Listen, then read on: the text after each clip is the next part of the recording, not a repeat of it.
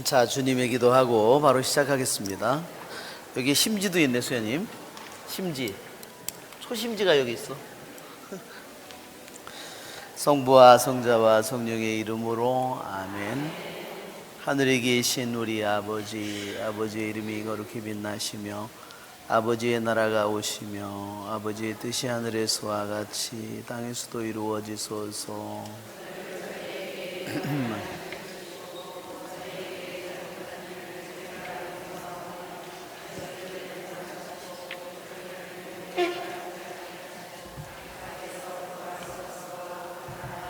성부와 성자와 성령의 이름으로 아멘.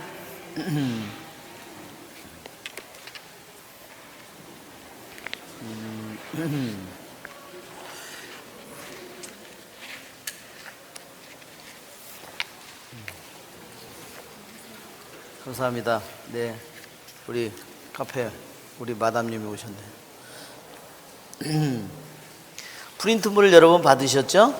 네. 오늘은 우리 사무엘 학원 23장이죠? 이제 오늘 하면 아마 사무엘 학원이 다음 주에 끝나지 않을까. 그러면 이제 새로운 또 열왕기에 우리가 한번 또 새로운 책에 또한 시작을 하는 때가 되겠습니다. 우리가 먼저 읽고 시작할까요? 명단이 있으니까 명단까지는 가지 않고 거기서 그 앞에서 그래서 23절까지만 우리가 읽고 하겠습니다. 다윗의 마지막 말. 이것은 다윗의 마지막 말이다. 이사이의 아들 다윗의 신탁이며 높이 일으켜 세워진 사람의 말이다. 그는 야곱 하느님의 기름 부음 받은 이이며 이스라엘의 노래들을 지으니이다. 주님의 영이 나를 통하여 말씀하시니 그분의 말씀이 내 혀에 담겨 있다. 이스라엘의 하느님께서 말씀하셨으며 이스라엘의 반석께서 나에게 이르셨다.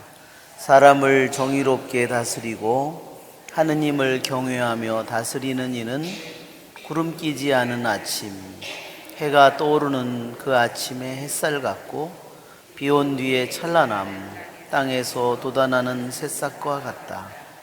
나의 집안이 하느님 앞에서 그와 같지 않는가. 그분께서는 나와 영원한 계약을 맺으시어 모든 것을 갖추어 주시고 굳건히 하셨다. 그분께서는 나의 구원과 소망을 모두 이루어 주시지 않는가. 그러나 물의 한들은 모두 버려진 가시덤불 같다. 아무도 그들을 손으로 쥘 수 없지 않는가. 그들을 만지르는 사람은 새 막대나 창자루를 마련해야 한다. 그러니 그들은 그 자리에서 불타 없어지리라. 다윗이 거느린 용사들의 이름은 이러하다.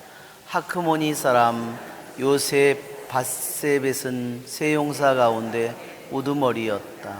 그는 한 전투에서 800명에게 창을 휘둘러 그들을 모조리 죽인 사람이다. 그 다음으로 아우앗 사람 도도의 아들 엘라자르가 있었는데 그도 세 용사 가운데 하나다. 그가 다윗과 함께 싸움터의 집결에 있는 필리스티아인들에게 욕을 퍼부으며 맞서는데 이스라엘 사람들이 후퇴한 적이 있었다.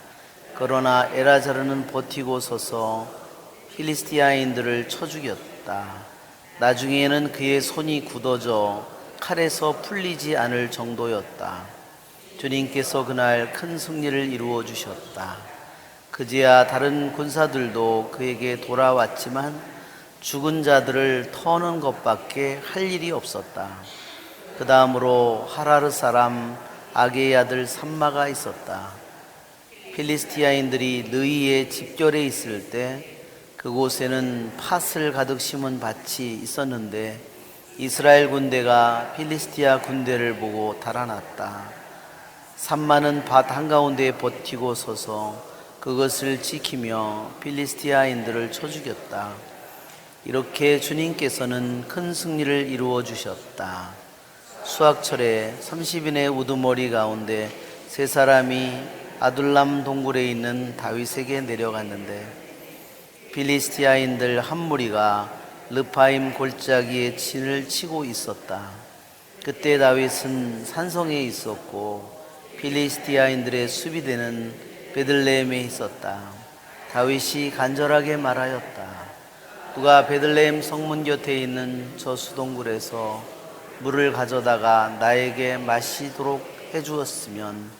그러자 세 용사들이 필리스티아인들의 진영을 뚫고 베들레헴 성문 곁에 있는 저 수동굴에서 물을 길어 다윗에게 가져왔다. 그러나 그는 그 물을 마시기를 마다하고 주님께 부어 바치며 말하였다. 이 물을 마셨다가는 주님께서 용납하지 않으실 것이다. 이것은 목숨을 걸고 가져온 부하들의 피가 아닌가. 그러면서 다윗은 그 물을 마시기를 마다하였다. 그 세 용사가 바로 그런 일을 하였다. 추르야의 아들 요압의 아우 아비사이는 30인 부대의 우두머리였다. 바로 그가 창을 휘둘러서 300명을 찔러 죽여 그 세 사람과 함께 이름을 날렸다. 그는 30인 가운데서 큰 명성을 떨쳐 그들의 장수가 되었지만 그 세 사람에게는 미치지 못하였다. 여호야다의 아들 브나야는 갑치엘 출신으로 큰 공을 세운 용감한 사람이었다. 그는 모압의 두 전사를 쳐 죽이고 또 눈 오는 날 저수동굴 속으로 내려가 사자를 쳐 죽였다. 그리고 그는 풍채 좋은 이집트인 하나를 쳐 죽였다. 그 이집트인은 손에 창을 들고 있었으나 브나야는 막대기만 가지고 내려가 이집트인의 손에서 창을 빼앗아 그 창으로 그를 찔러 죽였다. 여호야다의 아들 브나야가 이런 일들을 하여 세 용사와 함께 이름을 날렸다. 그는 30인 가운데서 큰 명성을 떨쳤지만 그 세 사람에게는 미치지 못하였다. 다윗은 그를 호위대장으로 삼았다. 30인 부대원은 이렇게 거기까지만 읽겠습니다. 거기까지만. 예, 거기까지만. 30인 부대 이름은 거기까지만. 그래가지고 맨 끝에 39절에 보면 히타이트 사람 우리야 이렇게 모두 37명이었다. 네. 제목이 다윗의 마지막 말이다 이렇게 되어 있죠. 다시 한번 이 23장 시작 다윗의 마지막 말이다. 그런데 22장을 한번 보세요. 거기에 보면 1절에 주님께서 다윗을 그의 모든 원수들과 사울의 손아귀에서 건져주신 날 다윗은 이 노래로 주님께 아뢰었다. 즉 여기서는 22장은 다윗의 노래라고 되어 있고 23장의 시작은 뭐라고 되어 있어요? 말이다 이렇게 되어 있습니다. 그래서 이 두 가지가 이 22장 사무엘 전체 학원은 다윗의 이야기죠. 다윗의 이야기의 마지막 이제 끝나기 직전에 22장에서는 사무엘 22장의 시작 1절, 그 다음에 23장의 1절, 여기서는 다윗의 노래라고 나오고 여기서는 다윗의 말이라고. 자, 이 말이라는 말은 무엇을 의미하냐면요, 이것은 다윗의 예언이라는 것을 의미하는 뜻이 무슨 뜻이냐? 다윗의 예언이다 하는 거예요.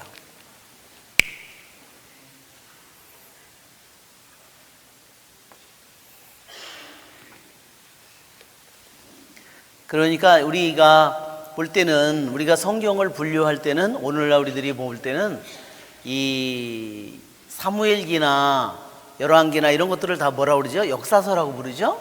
근데 유대인들은 이거를 뭐라고 부른다고 그랬어요? 유대인의 분류는? 우리는 이 책을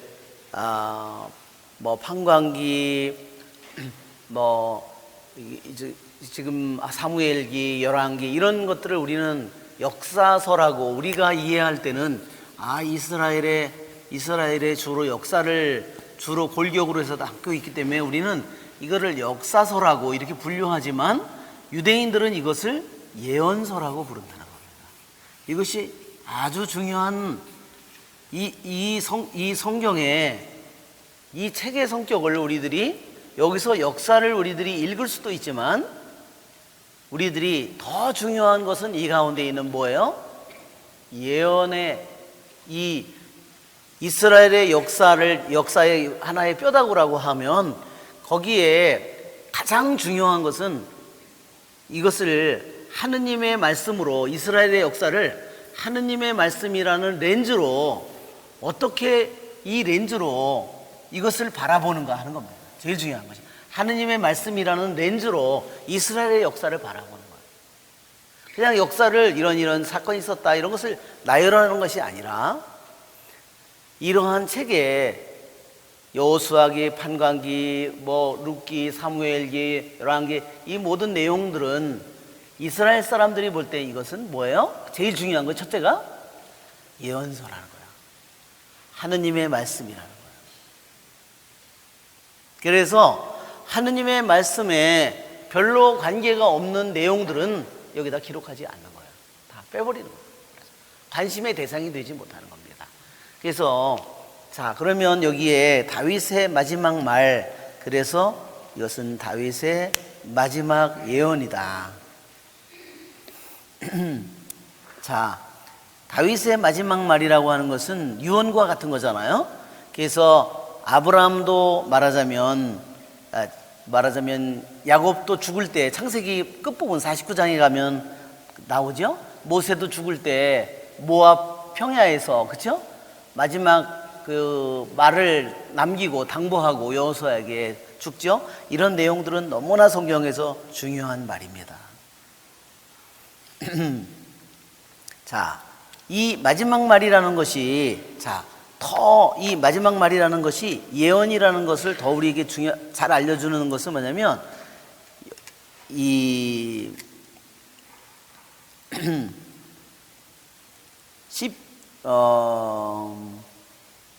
시편 18편을 한번 보세요. 시편 18편.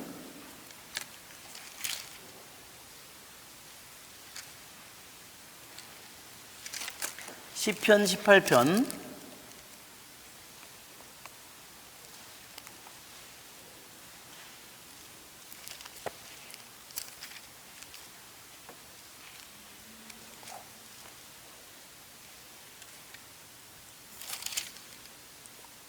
예, 18편도 주님께서 그의 모든 원수들이 소나기와 사울의 손에서 건져주신 날 그가 이 노래로 주님께 아뢰었다 이렇게 됐죠?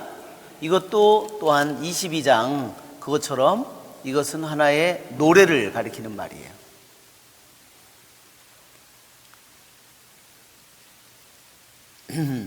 자, 이 다윗의 이 마지막 말이라는 것이 다윗이 한 예언의 말이라고 그랬어요.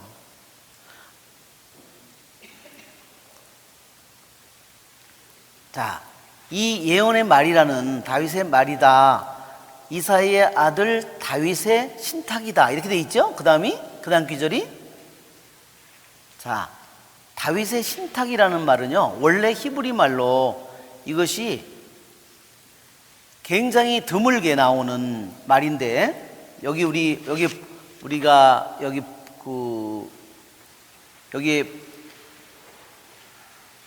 보면 여기에 그 프린트물에 보면 다윗의 노래와 다윗의 말 하나는 네움이라고 되어 있고 앞장에 22장 1절은 쉬르라고 되어 있어요. 즉 앞장의 22장 1절은 다윗의 노래라고 되어 있고 그 다음에 23장의 1절은 네움이라고 되어 있는데 이것은 뭐냐면 다윗이 하느님의 말씀을 받아서 중얼거리는 거야.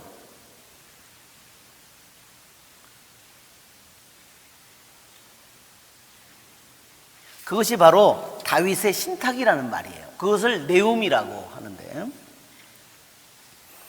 이 말은 이 말은 여기 우리 영어 번역처럼 여기 1절의 영어 번역처럼 1절의 영어 번역이 돼 있잖아요. Now these be the last words of David, David the son of Jesse said.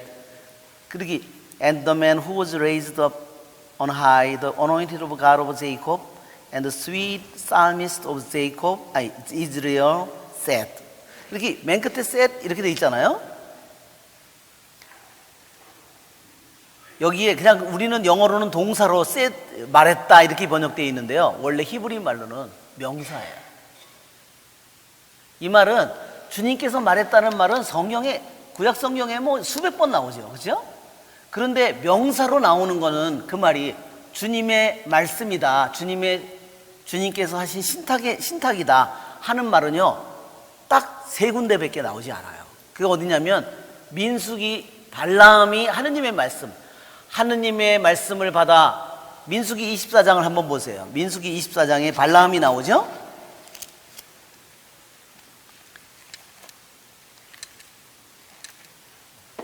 발람은 신약에도 나와요. 그렇죠?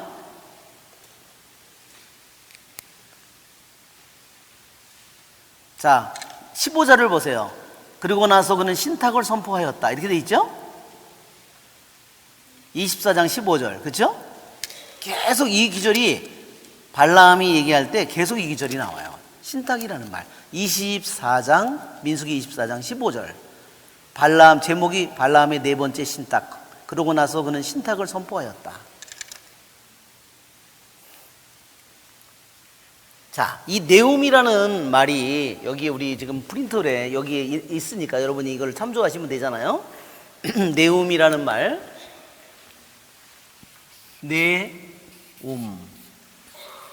네움. 자, 이 네움이라는 말이 다윗이 받은 말인데 이 말의 뜻은 무슨 뜻을 가지고 있냐면 이 말씀을 준 거는 하느님께서 내려주신 거야. 하느님께서 다윗에게 내려준 거예요. 이렇게 다윗에게. 그래서 즉 이 용어의 뜻은 뭐냐면 하느님께서 주셨는데 왜? 하느님께서 그런 영을 주어서 다윗이 자기도 모르게 중얼중얼 된 거예요. 그 말을 받았는데 이 말의 뜻은 뭐냐? 다윗이 그 말을 받는 거. 말을 받는다는 의미를 가지고 있어요. 히브리상으로. 주시는 분은 하느님이고 이것을 받아들인 거는 다윗이 이 말씀의 수령자다. 이 말씀을 수령한 사람이다. 그런 의미로 신탁이라는 네움이라는 말을 썼어요.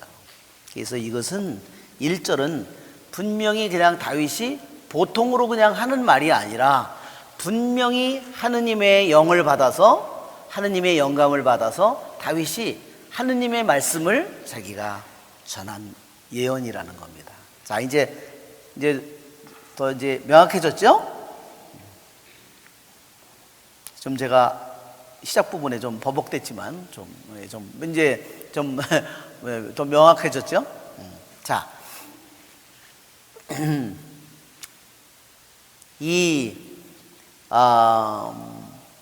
그러면 다윗이 예언의 말씀을 받아가지고 전한 그 예언의 말씀이라는 것을 우리가 잘 염두에 두고 이 기절을 우리가 이해하면 돼요.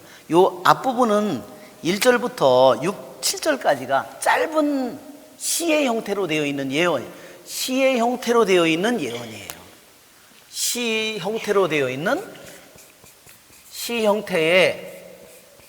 형태의 예언이다. 이렇게 우리가 이것을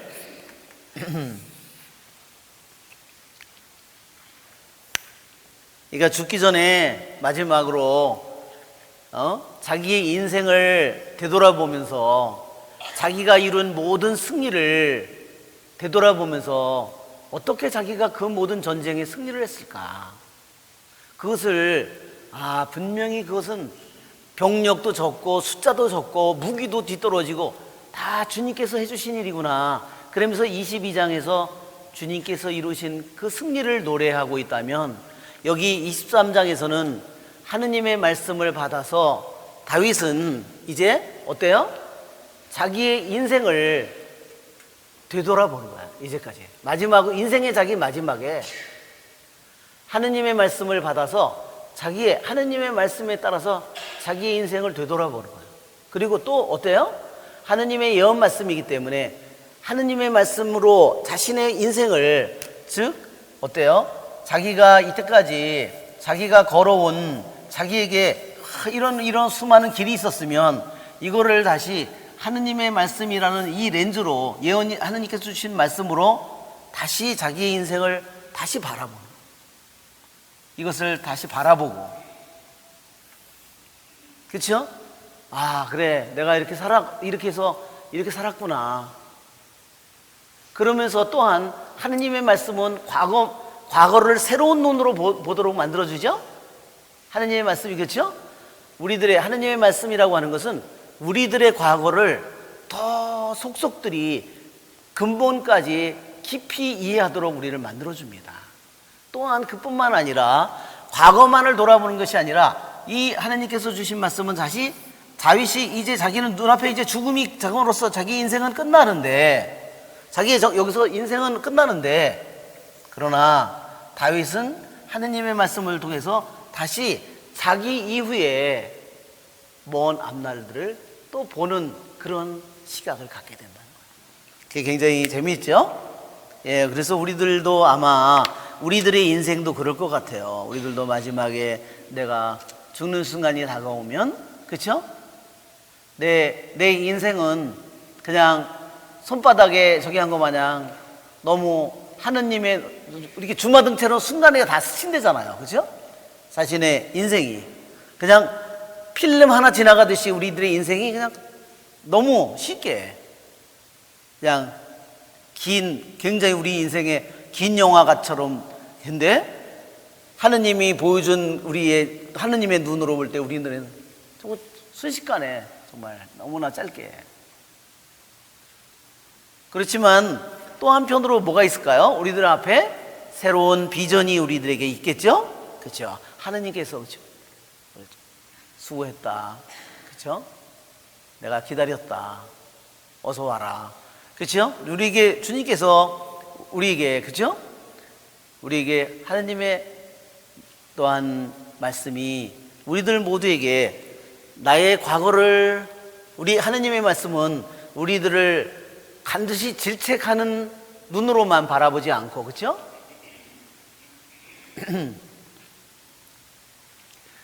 예, 우리가 하느님께서 우리들을 바라볼 때 반드시 질책하는 눈으로만 바라볼까요? 그렇지 않겠죠?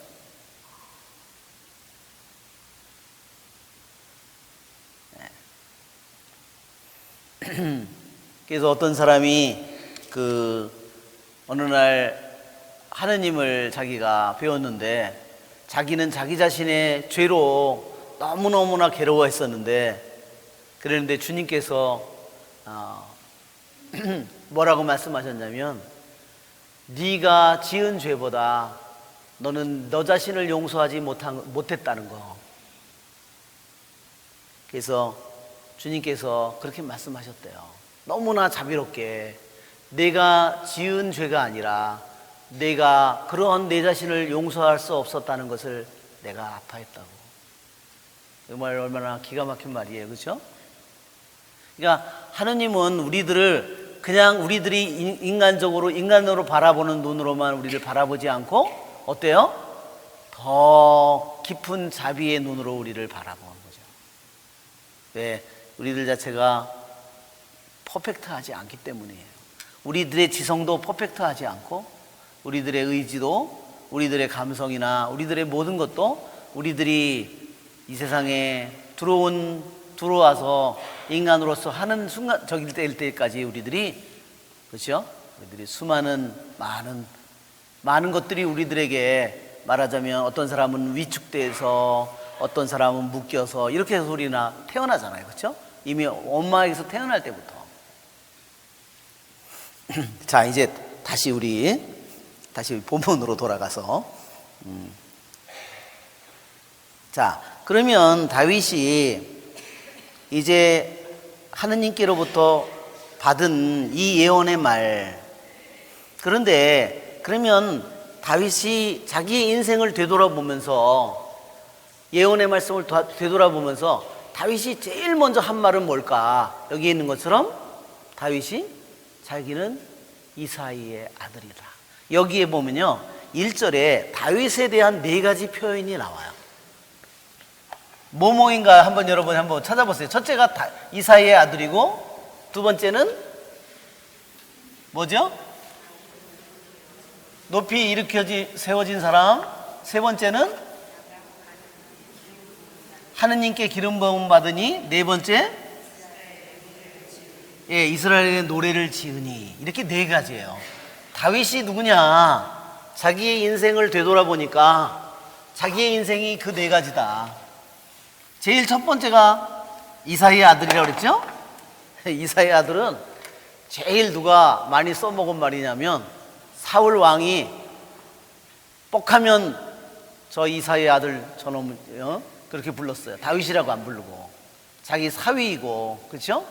자기는 수천을 쳤는데 다윗은 수만을 쳤다네. 그래가지고 그런 노래를 듣고 사울 왕이 정말 열딱지가 났죠. 네. 그래서 시기심이 북받쳐가지고 사울이 다윗을 죽이러 이제 돌아다니는데 추격을 하는데, 제일 다윗을 무시하고 조롱하는, 짓밟는, 경멸하는 말로 항상 사울 왕이 쓴 게 이사이의 아들. 이사이의 아들 놈이 그렇죠? 이런 말인데.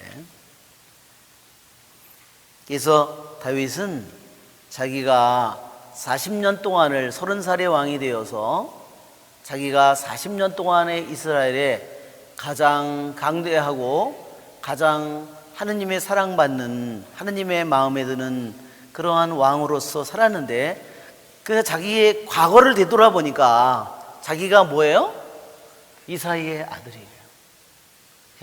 이사이의 아들이 어때요? 자기 집안에서도 어때요? 막내야. 자기 집안에서도 아예 기름 부으러 사무엘 예언자가 왔을 때 아예 아버지도 아예 제껴놨어. 그죠? 그게 뭐 하고 있냐? 아들이 다 왔냐? 그러니까 아직 한 아이가 있는데 뭐 하고 있냐? 그러니까 들판에서 그 아이를 데려오라고. 그 아이가 오기 전까지 우리는 앉을 수가 없다고. 식탁에 앉을 수가 없다고. 예. 정말 자기 자신이 보잘것없는 존재였음을 제일 먼저 얘기하고 있습니다. 그런데 두 번째는 그렇게 비천한 맨날 양이나 염소 속에서 그죠? 하고,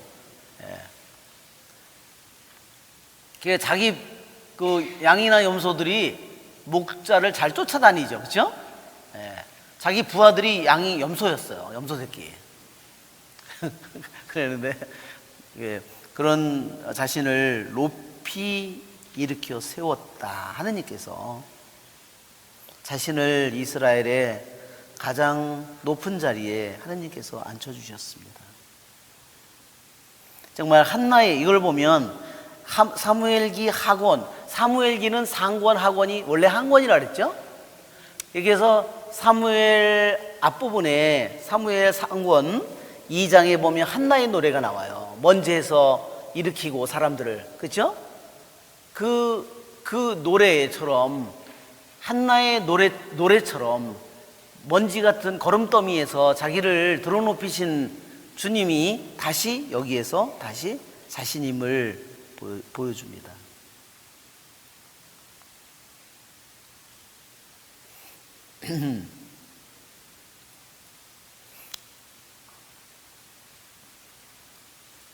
자, 세 번째는 야곱의 하느님의 기름 부음 받으니, 즉 자신이 하느님으로부터 기름 부음을 받은 자, 도유된 자. 이게 히브리 말로는 머시아 이렇게 돼 가지고 이게 메시아라는 메시아라는 말이 여기서 나왔어요. 즉 메시아는 기름 부음 받은 자예요. 높이 일으켜 세워주셨고, 하느님께서 자신을 기름 부음 받았다는 뜻은 기름이 기름 부음 받았다는 뜻은 무슨 뜻이냐면요.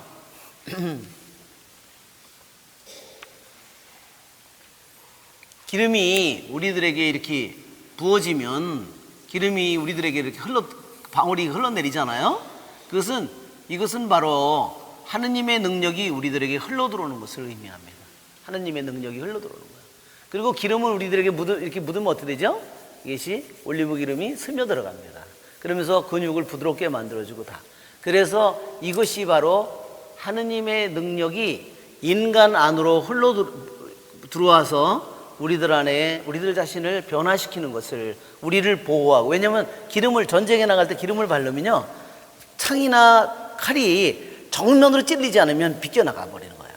그래서 우리를 보호해주고, 악으로부터 보호해주고, 우리에게 힘을 주고, 우리들 자신을 새롭게 만들어주는, 그것이 바로 기름 부음 받은. 그래서 예언자도 기름 부음을 받았다고 그러고, 왕도 기름 부음을 받았다고 그러고, 사제도 기름 부음을, 일반 사람에게 기름을 부어서 사제로 만드는 겁니다. 자, 네 번째는 이스라엘의 노래를 지으니이다 그랬어요.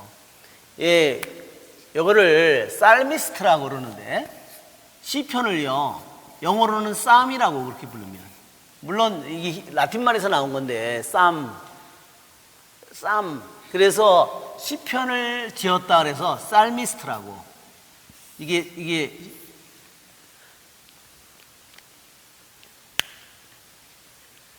저도 항상 이 시편을 가지고 기도하기가 쉬워져요. 그렇죠? 물론 성경을 읽고도 기도하기 쉬워지는데, 우리가 매일 미사 때, 오늘도 미사 때 시편이 있었죠? 그렇죠? 오늘 시편은 몇 편이었어요? 너희가 지은 죄악을 동력과 선역이 사이가 멀은 것처럼 너희의 죄악을, 허물을 멀리 치워주신다 그랬어요. 그것은 바로 시편 103편이에요. 오늘 거기서 나오는 아주 중요한 정말 말이죠. 저도 그래서 조그만한, 저도 영어 시편을 가지고 있어요. 요만한 책인데, 이게 영어 시편이에요. 이 책이 한 4권 있어요. 제가 이거 왜냐, 좋아가지고 고해실에도 있고, 그래서 성물도 대신에 그거를 제가 바칩니다. 그래서 어떤 때는 그냥 너무 조그마니까 이렇게 들고, 주님께 바치는, 빼고서 바칩니다. 금요일 날은 항상 시편 51편을 바치죠? 그죠? 시편을, 주님 저에게 자비를 베푸소서, 그죠? 우리 연도할 때 바치는 거 있잖아요. 그거 시편.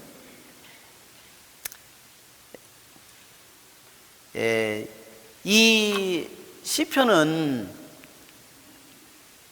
하느님을 당신이라고 이렇게 부르잖아요. 그죠? 그게 굉장히, 이스라엘 사람들은 하느님이라는 단어를, 우리는 야훼라고 막 그렇게 여호와라고 그러고 그렇잖아요. 성경에 이스라엘 사람들은 그걸 발음하지 못하도록 돼 있어요. 그래서 우리도 될 수 있으면 발음하지 않는 게 좋습니다. 하느님이라는 말 대신에 그래서 뭐라고 부르는 게 좋아요? 주님이라는 말을 바꿔서 부릅니다. 주님이라고, 왜? 유대인들은 주님이라고 불렀어요. 하느님의 이름을 발음하기를 꺼려하고 대신 아도나이라고, 주님이라고 불렀습니다. 그래서 우리들도 주님이라고 부르는 거 좋습니다. 근데 시편에 가서는, 성경에서는 그렇게 읽고, 성경을 읽을 때도 읽다가 하느님이라는 단어가 나오면, 단어는 하느님이라고 써놓고 이렇게 하느님이라고 이렇게 써 있는데, 이렇게 써놓고 읽을 때는 야훼 이렇게 써야 되는데, 아도나이 이렇게 읽어버리는 거예요. 써놓고는 이렇게 써놓고, 발음을 할 때는 말하자면. 그런데 시편에서는 하느님을 다 뭐라고 불러요? 다 당신이야, 당신. 여보, 당신이야. 이게 시편이 사랑받는 이유입니다. 그건 너무나 성경에서 하느님의 말씀이 나올 때 하고, 시편에서 하느님을 부를 때 하고 너무너무나 달라지는 겁니다. 그러한 것을 우리 시편은 우리들에게 가르쳐주고 있는 겁니다.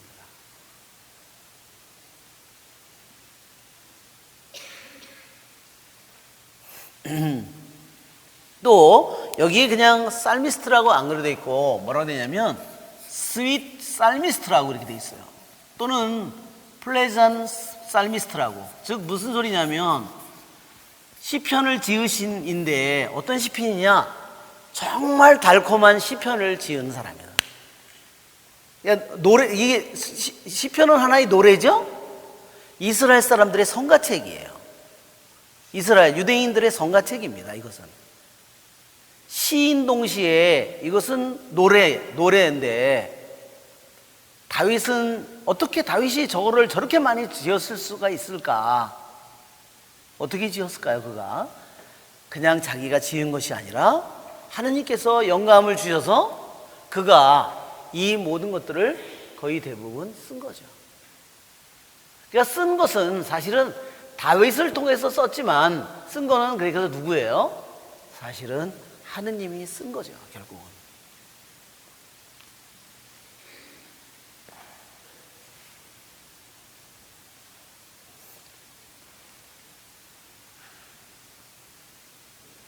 그래서 이 살미스트 다윗의 첫째는 이사야의 아들, 둘째는 높이 일으켜 세워진 자, 셋째는 하느님께 도요받은 자, 넷째가 살미스트. 그렇죠? 시편을 지은 자, 시편을 지은 자 이런 뜻이죠. 시편의 저작자다 이런 뜻이죠.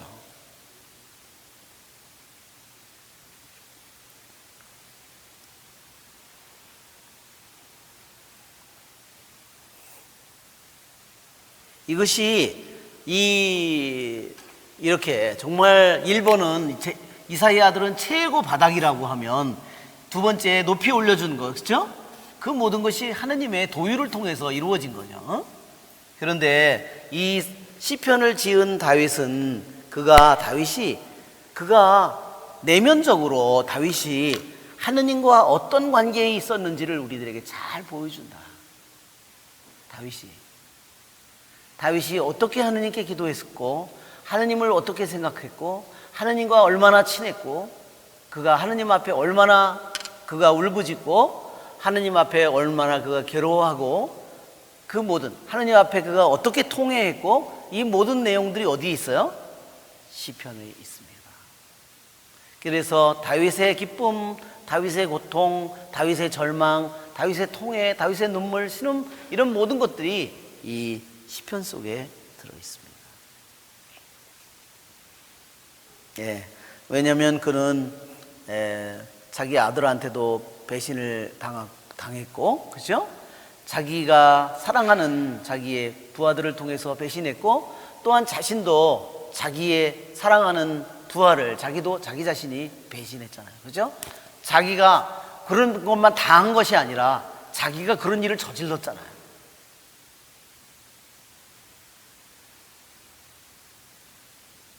우리는 이런 것을 생각해 볼 때 하느님께서는 그 모든 것을 다윗이 지은 죄가 크지만 시편 51편 말하자면 6, 3, 2, 3, 8 그러니까 통해 시편이라고 시편 6편, 시편 32편, 시편 31편, 시편 51편, 시편 102편 이런 것들이 이제 그 통해 시편이거든요.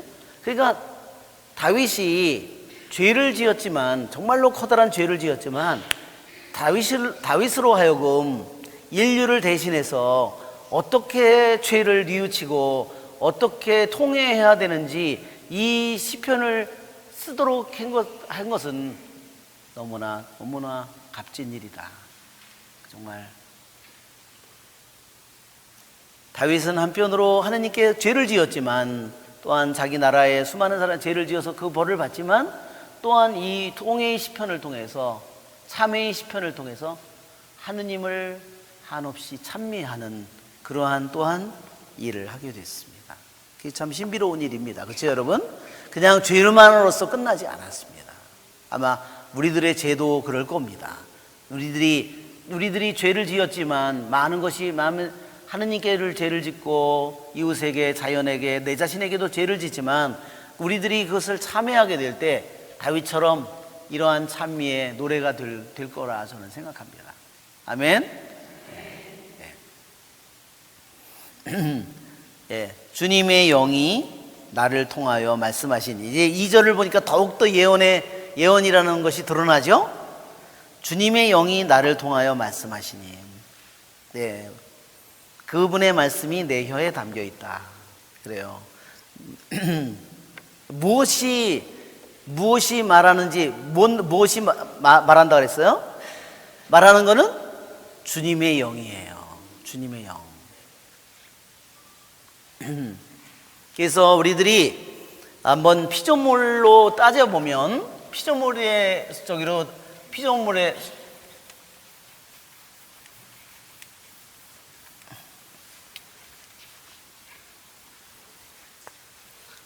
자, 우리가 영을 피조물의 저기로 보면 하느님이 계시고, 또한 수많은 천사들이 있고, 또한 인간이 있고, 예.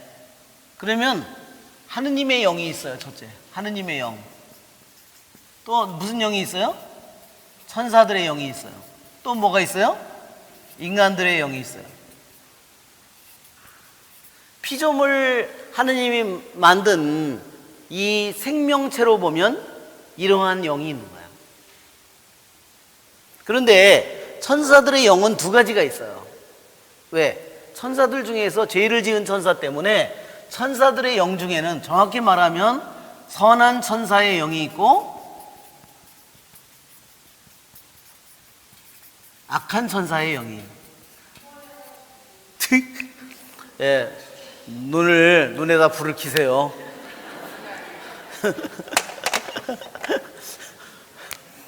예, 악한 천사. 잘 보이죠? 예, 이거 버려야 되겠네. 자, 이거 버려야 되겠다. 예, 제가 안 나오는 거로 다 자꾸 써가지고. 그러니까 이 하느님의 영, 천사의 영, 인간의 영이 있는데, 천사는 두 가지의 영이 있다. 선한 천사의 영, 그 다음에 악한 천사는 악마를 가리키죠. 자, 우리들이 이 세상에 인류가 있는 만큼 수많은 인간의 영이 있는 거예요. 그래서 내 영은요, 내가 낳은 아들, 자식이라도 나와 영이 달라요. 그래서 영이 다른 것은 뭐를 의미하냐면요, 영이라는 것은 우리가 뭐를 가리키냐면 항상 영, 혼, 육이라고 그랬죠? 인간을 할 때 이거는요 가려져 있어요. 정말로 안 보이는 거예요. 혼은 그래도 나타나요. 저놈이 표정을 보면 저 새끼가 저기 나를 못마땅해 하나, 불만이 있나, 기분이 좋은가 나쁜가 딱 나타나죠. 얼굴에 여기서 다 나타나죠. 입에 보면 다 나타나죠. 이렇게 그렇죠? 그런데 영은 안 나타나요. 영은. 그러면 이 영이, 여기 혼은 정신과 지성이에요. 가장 중요한 것이 정신과 지성인데, 이 영이 정신과 지성의 뿌리예요. 더 근본이에요. 그래서 이 세상에 있는 사람이 있는 만큼 다 수많은 인간의 영을 가지고, 우리가 각기 다른 인간의 영을 가지고 태어나요. 그래서 정신도 다르고 지성도 다르고 감성도 다르고 다 다른 거예요.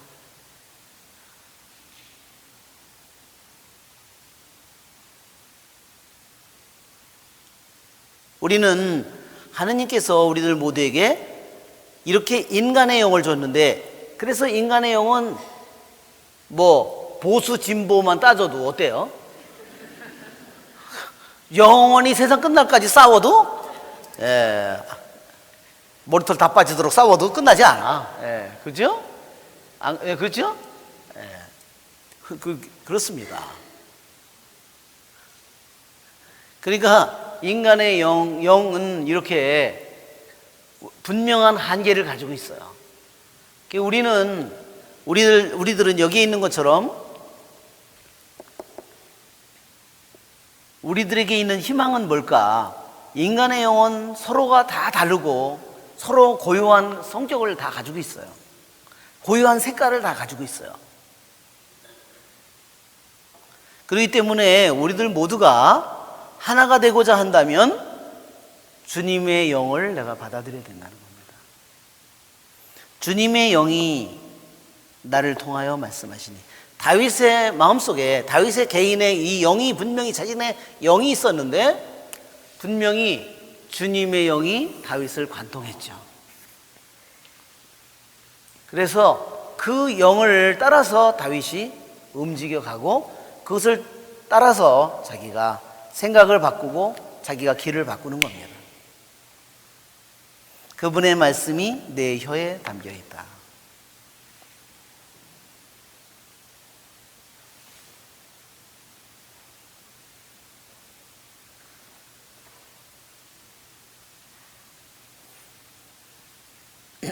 우리는 이처럼 하느님의 영도 우리에게, 자, 이게 다 뭐냐면요, 영이라는 것이 한번 우리들에게 이 영이 다가온다고 한번 생각해봐. 내가 여기 있는데, 내가 여기 있는데 내 귀에, 내 귓구멍에,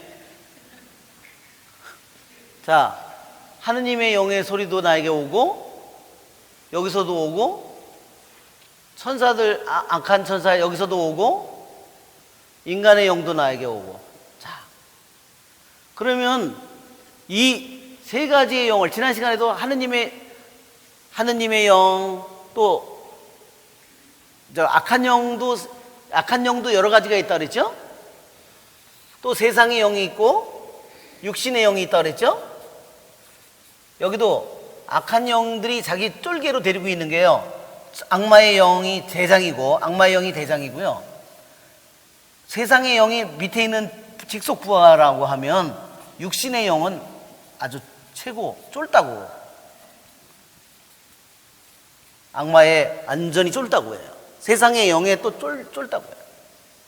자, 이런 영들이 나에게 들어올 때 이것을 따라서 누구 거를 따라가느냐 하는 것은 내가 결정하는 거예요. 그렇죠? 내 양들은 내 목소리를 알아듣는다 그랬어요. 자, 인간의 영이 여기에, 인간의 영도 있고, 다시 따지면 하느님의 영, 선한 천사의 영, 악마의 영, 세상의 육신의 영, 인간의 영, 이런 영들이 우리에게 들려오는데 어떤 사람의 영이 계속 세상의 영만 따라간다. 그러면 주님께서 이미 마음이 빗나간 걸 아시죠?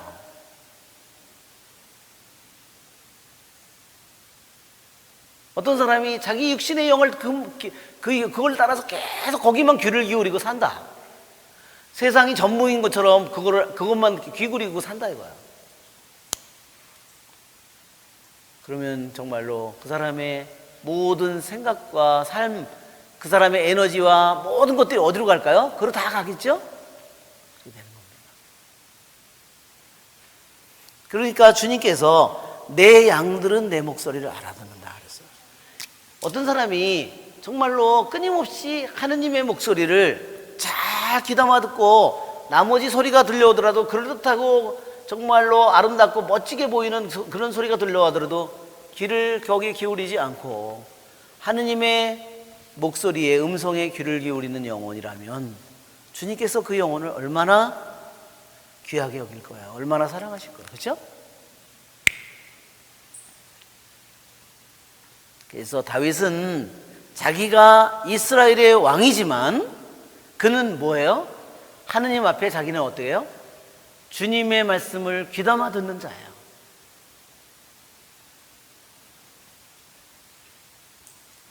그게 왕이라고도 쉬울까요? 그렇지 않겠죠? 예. 내가 결혼했기 때문에 더 힘들까요? 그렇지는 않겠죠? 우리는 다윗이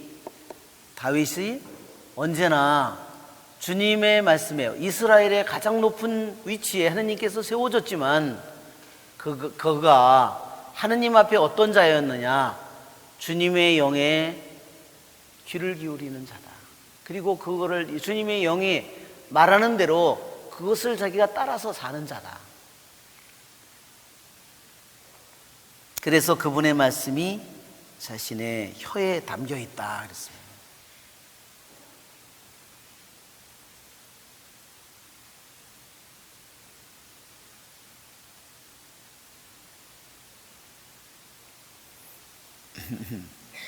그 전에 제가 이제 그 성령 그 심령 기도를 제가 처음에 그 심령 기도의 은사를 받고 나서 그 다음에 제가 서울 명동성당에 가서 심령 기도의 은사를 받았거든요. 그리고 제가 본당에 저녁에 돌아갔는데 미사를 드렸어요. 특전 미사. 성령 강림 대축일이에요. 요번 주죠? 성령 강림 대축일을 전으로 해서 특별 세미나, 미국의 유명한 신부님이 오셔서 거기에 가서 제가 심령 기도를 은사를 받았거든요. 그래서 신바람이 나가지고 제가 왔는데 그날 특전 미사를 하고 성체를 다 남은 거를 이렇게 모아가지고 이게 성합에다 넣어가지고 감실에다 이렇게 넣으려고 딱 돌아서는 순간에 제 혀가 랄랄랄랄랄라 그러시더라고요. 제가 너무너무 놀랐어요. 아니 이 혓바닥이 아니 이게 내 건데 아니 얘가 어떻게 저절로 혀가 랄랄랄랄라 해서 정말 내가 너무 놀랐습니다. 그 순간에 제가 나는 그냥 하느님이 성체에 계시고 감실에 모셔져 있고 그거를 우리는 그냥 믿음으로 아는데 내 몸은 이게 알고 있는 거예요.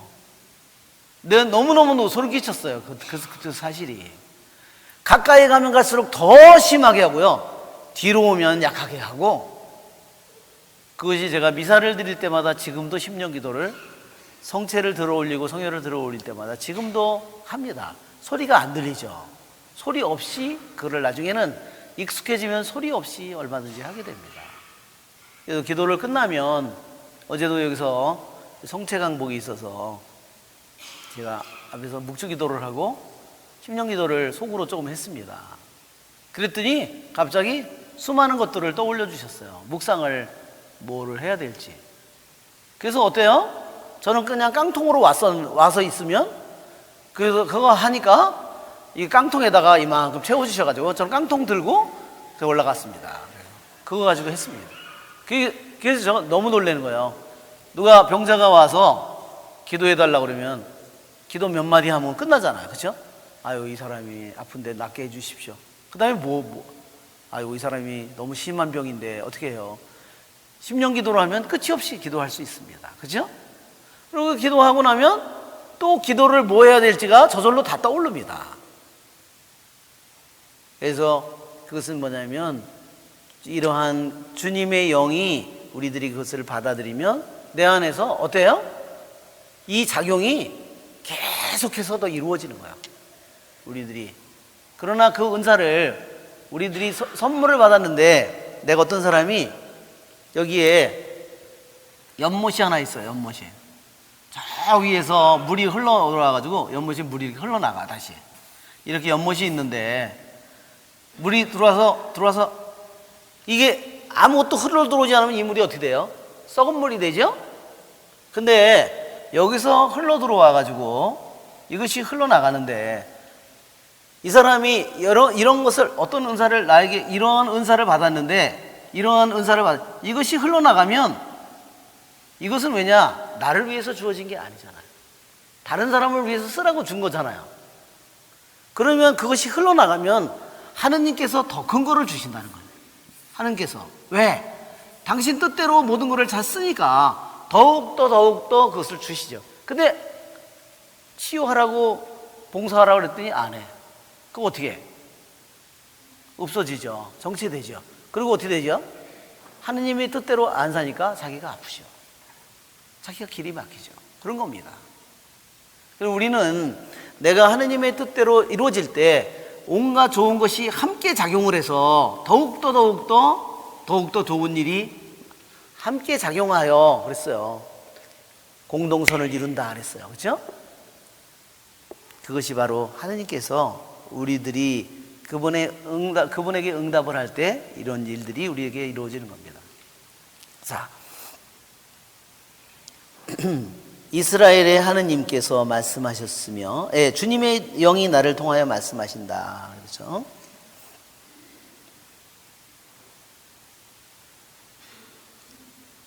그래서 베드로 후서 1장을 한번, 성경의 거의 끝부분에 있죠. 베드로 후서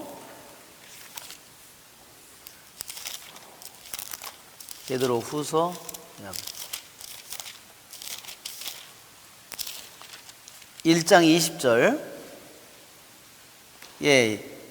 성경의 어떠한 예언도 임의로 해석되어서는 안 됩니다. 예언은 결코 인간의 뜻에서 나온 것이 아니라 사람들이 성령에 이끌려 하느님에게서 받아 전한 것입니다.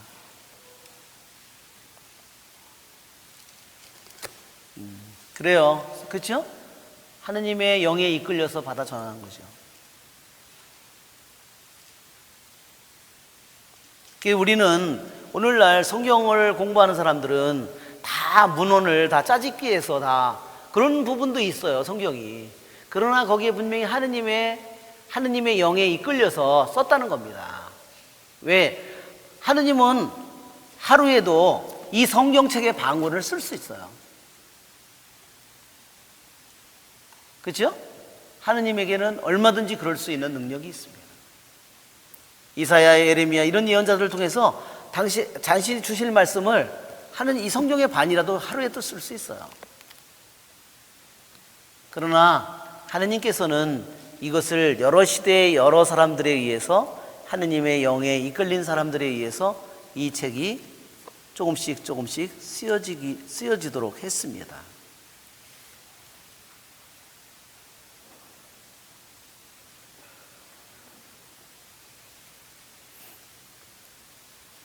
자, 이스라엘의 하느님께서 말씀하셨으며 이스라엘의 반석께서 나에게 이르셨다. 여기에 다시 바위, 반석이라는 말이 다시 나오죠. 여기도 아마 쭈르라는 프린트물에도 쭈르라는 게 나오죠. 그래서 이스라엘의 반석이라고 하는 것은 절대로 변함이 없는 그분은 우리들이 영원히 신뢰해도 변함이 없는 분이라는 것을 우리들에게 상기시키죠. 자, 사람을 정의롭게 다스리고 하느님을 경외하며 다스리는 이는 그래요. 아마 나라를 다스리거나 어떤 저기를 다스리거나 항상 우리들이 사람을 정의롭게 다스리고 하느님을 경외하면서 다스려야 되겠죠. 하느님을 경외하는 것이 지혜의 시작이라고 하는 말씀 우리들이 너무나 많이 들어서 잘 알고 있습니다. 그렇죠? 이것은 하느님을 경외한다는 말은 우리가 두려움과는 좀 달라요. 왜냐하면 보통 두려움은 뭐예요? 이것은 공부해서 얻는 두려움이 아니죠? 무서운 장면을 갑자기 쾅 충돌하는 소리를 듣고 너무 놀랬다. 그런 것은 배워서 놀라는 게 아니에요. 두려워하는 게 아니죠. 학습을 통해서 하는 게 아닌데, 하느님을 두려워하는 것은 뭐냐면요, 하느님을 경외하는 것을 가르쳐 주겠다 그랬어요. 그렇죠? 주님께서 하느님을 두려워하는 법을 가르쳐 주겠다 그랬어요. 그리고 하느님을 두려워하는 건 뭐예요? 성령 7은 중에 보면 뭐죠? 지혜와 슬기를 주는 영, 하느님을 두려워하게 하는 영. 그건 뭐예요? 하느님에게서 오는 선물이에요. 그래서 우리가 하느님을 공포스럽게 생각하고 하느님을 덜덜 떠는 그러한 것과는 달라요. 이것은 하느님을 두려워하는 것은 분명히 하느님에게서 받는 선물이에요. 하느님을 정말로 존중할 줄 알고, 하느님을 어디에서나, 내가 시장에서든 시장 가면 막 돈 몇 푼 때문에 그냥 거품 물고 싸우고 내가 미쳤나 봐. 금방 뭐 했지? 성당에 가서 영성체하고 와가지고선 그 돈 몇 푼 때문에 눈이 뒤집어져가지고 그래서 그렇게 하면 안 되겠죠? 그러니까 하느님의 경외하는 마음. 그래서 우리들이 하느님을 경외 두려워하는 이 마음은 우리들이 하느님께로부터 받는 선물이다. 그래서 우리 여러분 하느님을 경외하는 마음을 선물로 받으시기를 바랍니다. 그리고 그래서 그것을 하느님을 경외하는 이 주님께서도 그래서 말씀하시기를 하느님을 두려워하는 법을 가르쳐 주겠다. 그래서 이것은 하느님께로부터 우리가 인간임은 태어나서 무서운 장면에 떠오는 그런 것이 아니라 하느님께서 우리에게 가르쳐 주시는 아주 귀한 은혜다.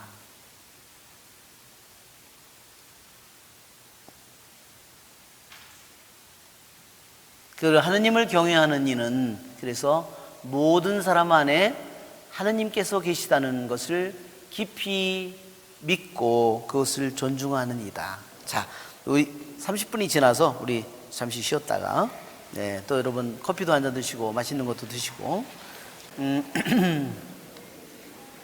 스페인 노래가 정말 너무 마음에 드네요.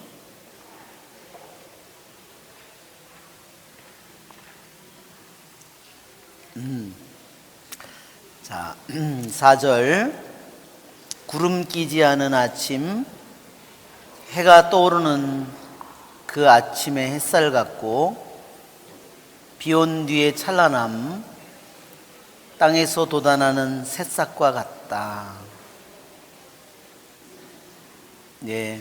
사람을 정의롭게 다스리는 이 그리고 하느님을 경외하는 다스리는 이는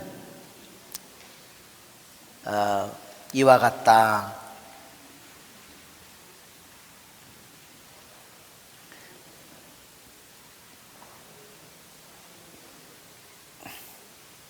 제가 이번에 월요일날 제가 붕어 낚시를 갔어요. 낙동강에. 그래가지고 그 강가에서 텐트를 치고 잤습니다. 근데 아침에 거기서 하고서 아침에 이렇게 일어났는데 해가 떴어요. 해가 이제 방금 뜬 거예요. 그랬는데 잠자리 한 놈이요. 거기에 앉아 있는 거야, 이렇게. 아주 앉아 있는데 그놈이 해가 뜨니까 날개를 이렇게 쫙 해 뜨는 쪽으로 닿아요. 딱 이렇게 하는데 뭐 놀란 게 뭐냐면 이 날개에 이슬이 그게 묻혀 있는 거예요. 그래서 그랬더니 이놈이요 그 날개를 이렇게 햇빛에다 대고요 아주 작은 이게 이렇게 떠니까요 그 이슬이 떨어지는 거예요. 세상에 제가 보고서 너무너무 감탄을 했어요.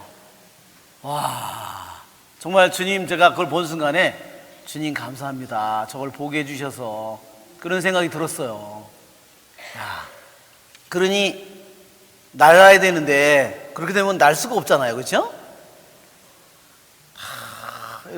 예. 그리고 또 무슨 생각이 들었냐면 천사가 되면 큰일 났다 이런 생각이 들었어요. 왜? 천사는 날개가 있는데 날개가 있으니까 불어넣어서 못 자는구나. 잠자리는 그래서 엄마가 어릴 때부터 얘기할 것 같아. 꼭 붙들어야 된다. 너 놓치면 죽는다. 이걸 붙들고 자야 되잖아요. 날개를 드러놓자면 날개가 다 부러지면 끝나는 거니까. 그래서 이 손이 우리는 2개인데 걔는 손이 몇 개, 6개인가? 8개인가 모르겠어요. 손이 잔뜩이야. 이게 몇 개는 잠이 들더라도 한두 개는 붙어 있어야 돼. 그런 생각이 다 들었어요. 좌우지간. 네. 그 아침에 해가 떠오를 때 그 아침의 햇살에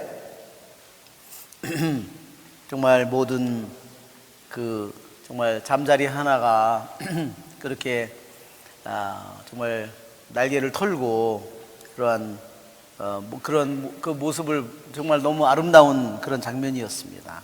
또 비 온 뒤의 찬란함, 땅에서 돋아나는 새싹과 같다. 다 이것은 사람을 정의롭게 다스리는 이, 하느님을 경외하는 다스리는 이는 이와 같이 축복받은 삶을 산다는 거예요. 그렇죠? 네. 구름 끼지 않은 아침.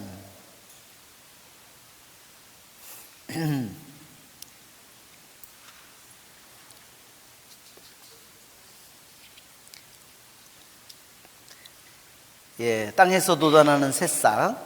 네. 그냥 요즘에 정말 비가 안 와서 정말 걱정이죠. 비는 우리가 이스라엘 땅은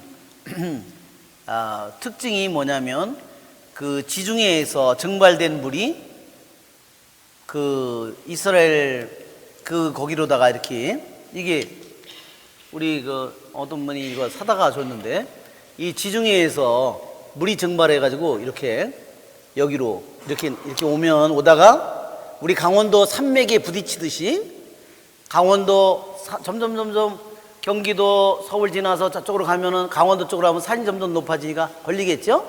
그래서 그쪽에 비가 많이 내리는 거죠. 이스라엘도 그런 모습으로 되어 있습니다. 그래서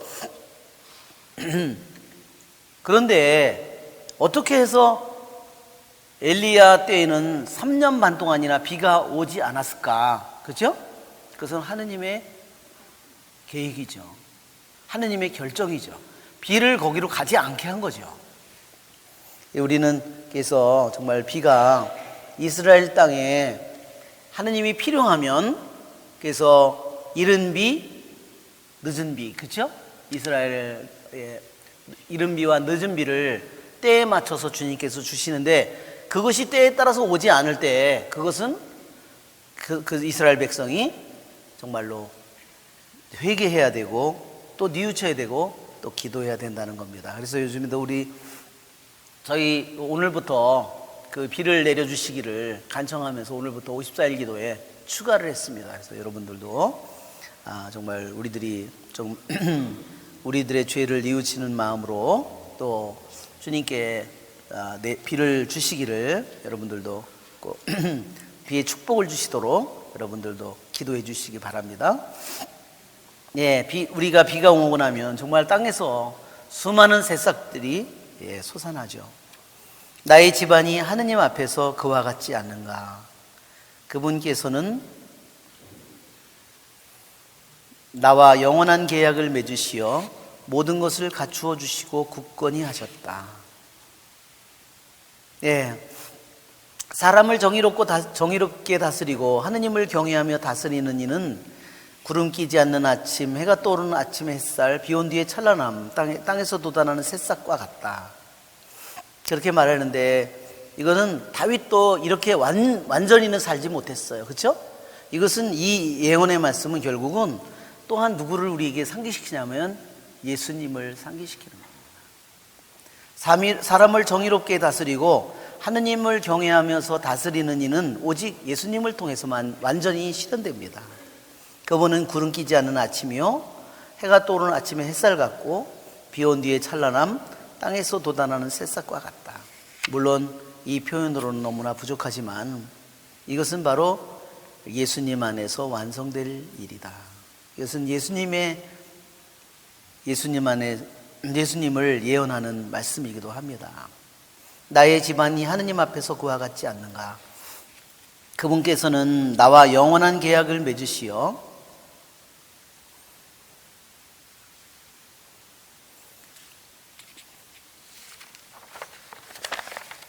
모든 것을 갖추어 주시고 굳건히 하셨다. 그분께서 나의 구원과 소망을 모두 이루어 주시지 않는가? 여기에 5절에 그분께서 나와 영원한 계약을 맺으셨다 그랬습니다.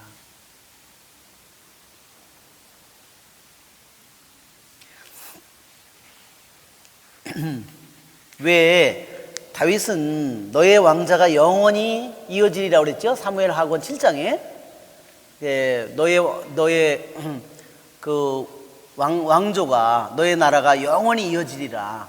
그러는데 왜 다윗은 마지막 순간인데 분명히 그 말을 이미 예언자한테 들었는데 왜 영원한 나라라는 말을 안 쓰고 영원한 계약이라는 말을 썼을까?